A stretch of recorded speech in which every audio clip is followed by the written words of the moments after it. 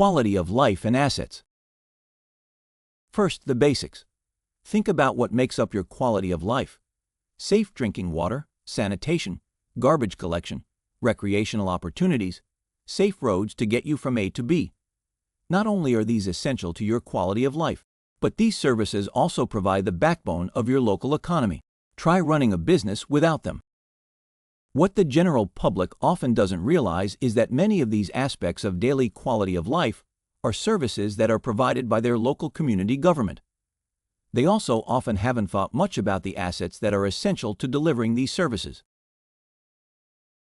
Next time you are walking through your community, think about some of these assets: pipes, roads, streetlights, community centers, pumps, vehicles, libraries. How these assets are managed will directly impact your community's quality of life and economy. Unfortunately, when we take a closer look at these assets, there is a storm brewing.